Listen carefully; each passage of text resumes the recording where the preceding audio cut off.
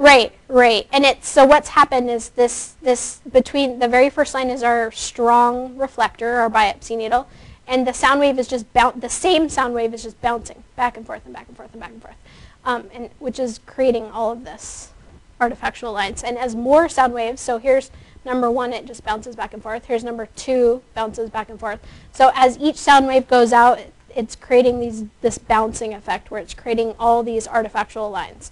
So as we move this biopsy needle in the breast, these lines of artifact will stay with this biopsy needle. You'll see that posterior to that. Are there any natural structures in the body that cause that, or is it always going to be Usually, there are sometimes calcifications, really large calcifications, maybe sometimes air. You can get air in the body. So sometimes in the stomach you'll see something like this. If you're,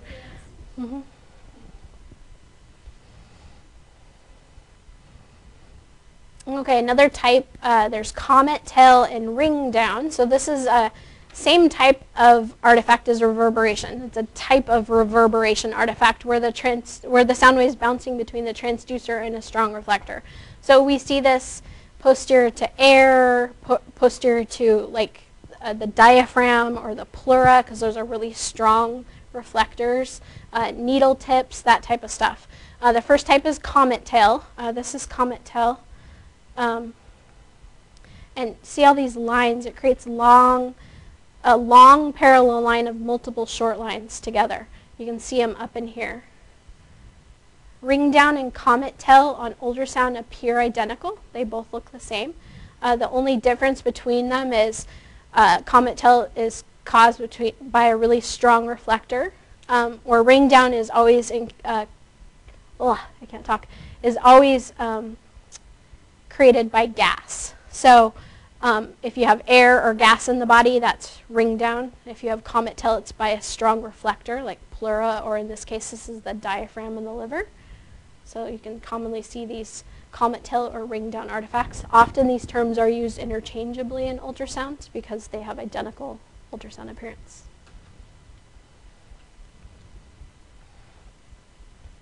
And we also, in this same category as reverberation or multiple echo artifacts, is mirror image artifact.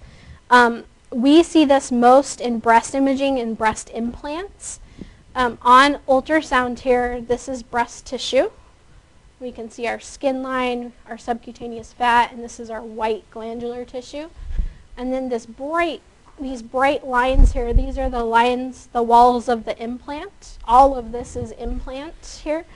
An implant should be nice and black and anechoic inside because the implant has fluid or silicone in it.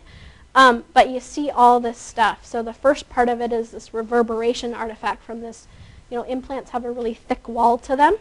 The second part is this mirror image artifact down here. So you get almost a mirror image of this. It creates a second copy of something in there. And this happens when a sound wave bounces off a really strong reflector. And it creates, you have your true area, and then you have your mirror image area. So a true area and a false area. So they're very closely related. In this case, here's the implant wall, which is 2 bright lines, and here it's created 2 bright lines, the same thing, where reverberation is all those little vertical lines, or horizontal lines going down. So let's say I had a really strong reflector that was a circle shape. It would create a second circle down here. So it mirror images whatever it is.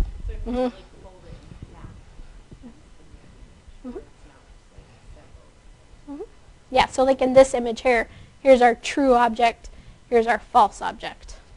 So it just, whatever your object is, it mirror images. Where reverberation is always the lines, the horizontal lines. Okay, air artifact. So air is a really strong reflector on ultrasound. Most commonly, you guys will, if you are in general, you'll see it in our stomach and bowel. So this is air from the stomach. And air is always really bright, hyperechoic, and it has kind of a almost a reverberation behind it. Here is some air next to this is actually a biopsy needle in here. And so with air, all sorts of things can happen. You can just kind of have all this white, fuzzy, hazy stuff. Sometimes you get little comet tail or ring down artifacts that come down from them. You can get reverberation coming down from them. So air is a strong reflector that can cause all sorts of artificial artifacts in there. And air can be helpful, and it can also be a hindrance on an ultrasound. It can be a hindrance by obscuring anatomy and obscuring pathology, but it can help us because when we do biopsies in the breast, the air leaves a track behind. So here's our actual needle in here. Here's where the biopsy needle had been, and it leaves a little trail of air so our doctors can see where they've been so far in an area. That's just what, when you take a biopsy of something, it leaves a little pathway behind. So, which is nice because doctors try to sample from different areas of the area so they know where they've been. All right, ultrasound artifacts. The next one is speckle. Speckle is extra echoes that should not be there. So it's not just the reflection that has returned from a structure, but it's these extra echoes from something that's not a structure. And this is how tissue gets its texture on an ultrasound. So speckles, all these little grainy dots, and it's all the extraneous echoes, the extra echoes.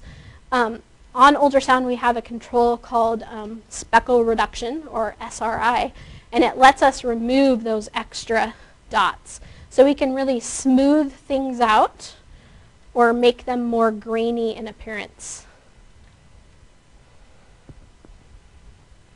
And this is a type of noise artifact, and we're going to learn about noise artifact in a moment. Do you think this SRI doesn't take away important information? It can, yep. So using SRI, something we'll learn more about later, but using it can take away important things we need to see. So we often use, we want to find a fine line between not having something too speckly and not having something too smooth. You usually like to be in the middle somewhere. Velocity error artifacts. These are based on the premise that sound always travels in a straight line and at a constant speed in the tissue. But what really happens is sound can travel slower or faster depending on tissue type. And sound doesn't always travel in a straight line. The sound beam can be refracted, meaning the angle can change, or it may approach a structure at an oblique incidence rather than going straight. And so because of this, it can create these different types of artifacts.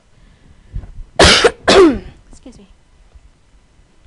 So the first type is called speed of sound artifact. So the ultrasound machine always assumes that no matter where you're scanning in the body, that the speed of sound in whatever tissue you're in is 1540 meters per second.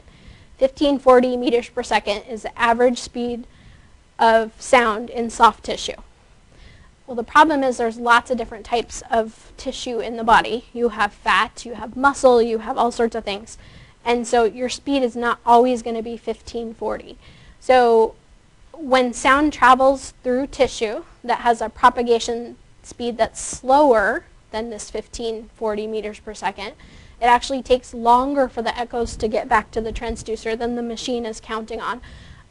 This results in echoes being placed deeper on the image than they actually are in real life. And then the opposite is true. When sound is traveling through a tissue type that the speed of sound is faster than 1540 meters per second, it takes less time for the echo to get back to the transducer than the ultrasound machine is counting on. And this causes echoes to be placed more shallower on the ultrasound image than their actual depth. So where the ultrasound image tells us something is a depth may not be the true depth of something. When this affects breast ultrasound the most is with silicone breast implants. We'll learn a lot more about this when we get to the implant section. But on ultrasound, this black area is our implant. And here's the normal speed without the implant. So if you think of our transducer being up here, the sound waves are coming from the top of the picture down. Here's muscle. So here's how fast the sound wave should be going through the tissue. Here's how deep the structure should be. But we notice now that we got this implant in the way, this muscle here, which should be up to here, is a lot deeper on this image than it is. And that's because the speed of sound in silicone, this implant, is a lot slower. It's 1,000 meters per second versus 1,540 meters per second, which is a lot slower. So the structures below this implant are going to be placed a lot deeper on the ultrasound image than they actually are. So something to keep in mind if you're traveling along the tissue and things just don't kind of line up or look right. It might be because you're scanning through something where the speed of sound is different than the rest of it. So your echoes might be more shallow or deeper than they should be. And this is a type of artifact we call speed of sound or propagation speed artifact. And here's speed of sound in different types of tissues. So you can see there's a lot of variation between the different tissues, where ultrasound machine is always set at 1,540 meters per second.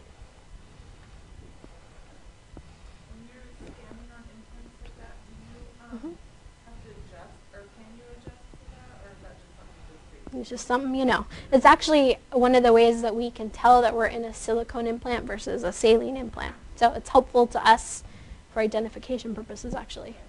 But when you're scanning along, it looks a little funny because things don't really line up. So, refraction. So ultrasound machine assumes that sound is always going to go in a straight line. But sometimes sound doesn't travel in a straight line. So sometimes a sound wave doesn't approach tissue from a straight line. It approaches it obliquely.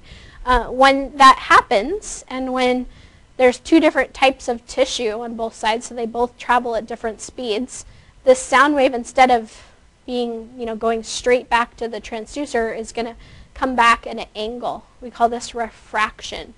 You guys may have heard of Sidney Edelman. He's a famous ultrasound physicist. He calls this transmission with a bend, meaning the sound wave's transmitted, but it doesn't go in a straight line, it bends. And what happens is echoes are placed to the side of their true location. We see this most commonly in breast ultrasound with needle tips. So here is our needle, and because of how the sound wave is traveling, this needle tip, instead of being in a straight line, you can see the needle tip, it looks bent. So we see that commonly during procedures. So it looks different than just a straight line. We also have something called edge shadowing. This is also due to refraction.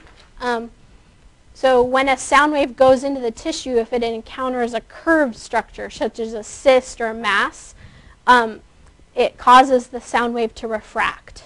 And what happens is you get shadowing along the edges of a mass. So in this case, shadowing along the edges of a mass. We can usually see this most of the time in cysts because we see enhancement posterior to a mass. This is the brightness posterior to a mass. And when you have this nice brightness here, it's really easy to see this, what we call edge shadowing. It's also called critical angle shadowing. And this is all just due to the sound wave being refracted because of the this round edge it hits. So we can have like edge shadowing. Well, it's always shadowing just along the edges, though. Edge shadowing, so just along the edges. But in our imaging, we mostly care about what is it doing right behind the mass. But this is an artifact that you will see. You'll see shadowing along the edges of things. So would you say that in particular, because it looks like it has posterior enhancement? And most commonly, when you have posterior enhancement, you're going to have edge shadowing, just because of the nature of how the sound waves are interacting with that mass. So, sound waves like to hit things that that are nice and even, like fat. They don't want to hit things that are oval or round. That upsets them and causes them to not go in their intended path. So That's when you start seeing these artifacts. So hard to see enhancement without edge shadowing. Usually they go hand in hand. And you can have edge shadowing along a mask that shadows as well. You just can't really see it, distinguish it apart from the shadowing.